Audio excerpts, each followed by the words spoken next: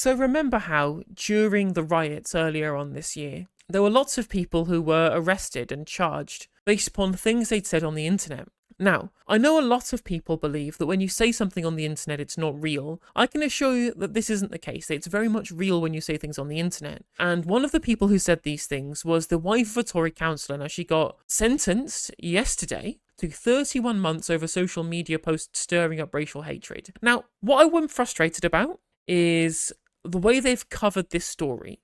Because she's being treated as if it's just she said some racist things, which, whilst being bad, I don't think should be a crime. Of course, the reaction to this, of course, has been, this is like 1984, authoritarian government locking up people. I'm not far right, I'm just right. This is like a dystopian police state that we live in, where people are getting arrested for thought crimes or whatever. Now, the subtitle for this is that this wife of Tory councillor and former childminder apologised for acting on false and malicious information after making online comments following the Southport stabbings. Let's actually read the sentencing, shall we? The police were, however, able to trace tweets that you had sent both before and after the 29th of July, which included further racist remarks. On the 5th of August, the day before you were arrested, you sent a WhatsApp message which included raging tweets about burning down hotels as bit me on the arse. Because the actual tweet itself was encouraging people to go and burn down hotels. Now, that isn't racial hatred, that's incitement to terrorism, or at least incitement to violence. And this gets further compounded by things else are said here, in that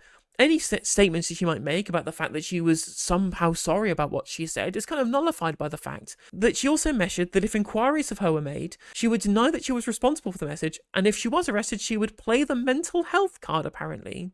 And the actual prosecution was about intending to incite serious violence. So the reporting on this that's talking about it is solely outside of racial hatred, and I believe that she is indeed a racist. I think she has been exhibiting racial hatred. That is not the thing that has caused her to get the large sentence. As we see here, it's about the incitement to serious violence. In relation to harm, it is again agreed correctly that what you did encouraged activity which threatened or endangered life and therefore falls within category 1. There is also further relevant factors in relation to the harm that you sought and achieved widespread dissemination of your statement by posting on social media. So what I'm hearing all the time is from people saying how dare they be prosecuting people for thought crimes, rather than, incitement for terrorism and inciting violence, right?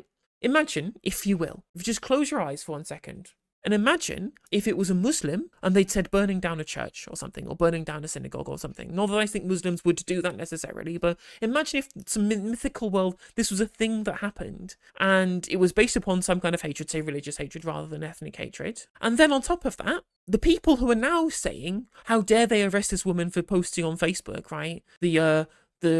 The police social media brigade tracking people down for one thing. Rather, they would probably be saying, this man's a terrorist, deport him from the country. Turns out, right, my position on this is very consistent. If you encourage people to burn down anywhere, that is incitement to violence. It's not difficult. It doesn't matter whether you're white or brown. I think everybody should be treated equally under the law. Incredible notion, that. Absolutely incredible thing for me to say. Apparently, this can't penetrate the minds of these people that are defending this. Incitement? Me, officer? How ridiculous. It's like that moment in The Simpsons where Sideshow Bob says, how dare you arrest me for attempted murder? Next you'll be giving me a Nobel Prize for attempted chemistry. And I'm like, well, you incited the thing. There were hotels burnt where people tried to burn them down, where there were refugees inside the hotel, and the people who worked in the hotel, they tried to burn them down, which would have killed all of them. They tried to murder entire hotels full of people. And that's what you're inciting with the tweet or with the Facebook post. So the idea that this is just an innocent person saying things on social media and not somebody saying and doing things. Because again, it doesn't matter whether you say it in public, whether you say it on the internet, if you write it in a letter, if you post it on a billboard, it doesn't matter where you do it. If you incite people to do violent acts, that is incitement and that is illegal. It's not difficult. It's not difficult. Like, listen to the absolute deranged stuff that they say about this. Just don't do this again, eh? It's stupid. That's it. That's it. 3 years. She's got a husband. She's got a family. I mean, this is Maybe she should have thought of her husband and family before she incited violence. outrageous. This is the sort of thing that happens in sort of Russia or China. Completely. That's what I'm saying about political prisoners. That is what this... She's not a political prisoner. She incited terrorism, you idiot. Ridiculous. Again, imagine if they would have called that of somebody who'd done it for any other kind of religious motivation or whatever. Again, if it was a brown person who'd done this, yeah, do you think they would be saying the same things? Of course they wouldn't be. is, and it really sticks in the throat when you see paedophiles, cases of paedophiles being let off with a rap over the knuckles, you know, bit of community service at best, and then you know that there are people who have committed truly appalling crimes that have demonstrably a negative impact on other people, have real victims, and yet they're being released because apparently we... Okay, I think it's bad that we don't have harsher sentencing rules for people who do CSA. Like, I thought that the judgment on Hugh Edwards was ridiculous. It's within the sentencing guidelines. The judge isn't at fault here. The sentencing guidelines are. I agree that these are bad.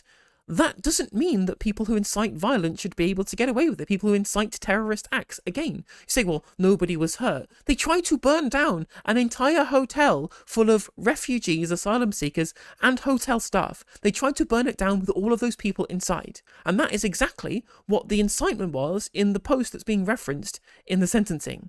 Don't have enough places in prison. Yeah, it's just disgusting. It actually is. It really it's disgusting. angers me. Yeah, I mean, as I say, you know, I'm not sure that I'd love this woman in any way whatsoever, but, you know, there's a lot of people out there you don't like much. There's a lot of people out there who are going to say things you don't agree with. A lot of people out there are going to say things you find absolutely appalling. But, you know, prisoning. Yeah. There's a difference between saying something that's appalling, saying racist things, being racist, saying incredibly bigoted and hurtful things, right? There are plenty of things that you can say that I don't like that you can't get arrested for. And that's the world. I can't just arrest people. I can't change the law so that people who disagree with me get put in prison. That's not what's happened in this case, Kevin. That's not what's happened here. Somebody said something which was an incitement to violence, as has been adjudicated by the courts, and they got sent to prison for it because that violent act then happened. It's not difficult. It's not difficult. Editing no justice here. I just was watching this back whilst editing. I was like, these people consider themselves to be the people who are pro-law and order. Pro-law and order. And yet when people break the law, apparently they think, oh, why don't you have a slap on the wrist and on you go? It's ridiculous. The knots they'll tie themselves in to protect those they see as on their side. It's almost like conservatism as a political philosophy is entirely based upon the idea that the law has two functions, which is that there is an in-group that it must protect and must not bind, and there must be an out-group that it binds but does not protect. 'Twas ever thus. Hey there, if you enjoyed the video, make sure that you like and leave a comment. That helps the video out in the algorithm. If you subscribe and ring the bell, it'll let you know when I go live. I stream every day on YouTube and Twitch. You can also follow all of my socials down in the description. And if you want to support me in a more financial manner, there's a join button for memberships. It's just 99p to be a member on YouTube, as well as a Patreon, and there's some merch there as well. And hopefully I'll catch you on the next video. Take care.